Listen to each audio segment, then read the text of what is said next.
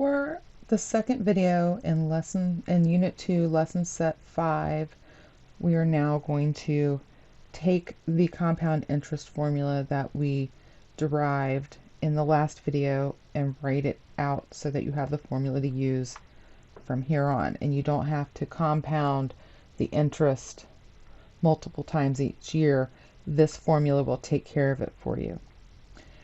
So now remember, the difference between simple interest and compound interest is that in simple interest, you only calculate interest once at the end of the time frame. Whereas compound interest, the formula will multiply the interest for you multiple times. So in our formula, B is still our ending balance, B is our ending balance, P is still our principal. We now have this new part where R is our rate, so that stays the same. We now have a new variable N. N is the number of times the interest is compounded, okay? And T is going to remain the same. That is how long, the number of years that we want our interest calculated for. So if you remember, when we're talking about compounded, you need to ask yourself, how many times a year is this going to occur? Okay, so for example, if interest is compounded yearly, then your N value is going to equal 1. If it's monthly, that means it's 12 times a year, and your N value is going to be 12. Semi-annually, that would be 2 times a year, so your N value equals 2. Bi-weekly would be 52 weeks divided by 2, which is 26, so your N value would be 26. And daily would give us an N value of 365. So using this new formula, we're going to read through this and identify the different variables. So Marie deposits, so we know that's our principal amount, for 3 years. That's going to be our time frame.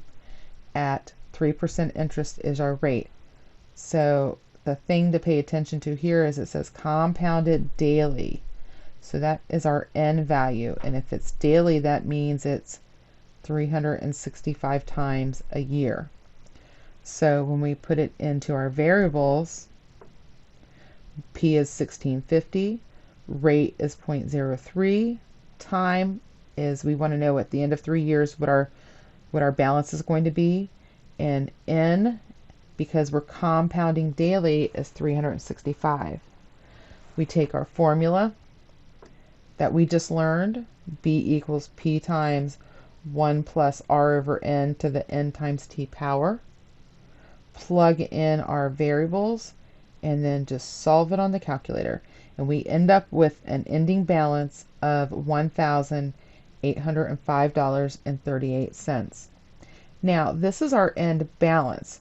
So if, for example, we wanted to know how much interest, let's say if we wanted to know how much interest they earned in 3 years, you would take your ending balance minus your principal amount. So that would be $1,805.38 minus $1,650. So that would give us an imbalance of, imbalance. That would give us interest of $155.38. Okay, so that is if we wanted to calculate what is the interest that we earned. Kate deposits, so that's our principal amount, in an account that earns interest at a rate of 3.1%, compounded monthly That's our N. So if it's compounded monthly, our N is 12. What is our balance after 5 years? So that's our time. So putting our variables in here, 2,350 is our principal, 0.031 is our rate, time is over 5 years, and our N is how many times it's compounded, which is monthly. We take our formula, plug in our variables into our formula, and this is where it's really good to list out your variables and the amounts for them, because it can get confusing if you keep trying to pull, and you might put things in the wrong spot, and for the rate you may end up putting in what's listed instead of converting it to a decimal first.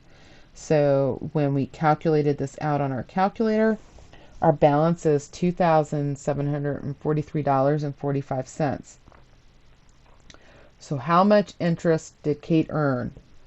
As we said before, we take our ending balance minus our principal, plug that in, and we end up with interest of $393.45.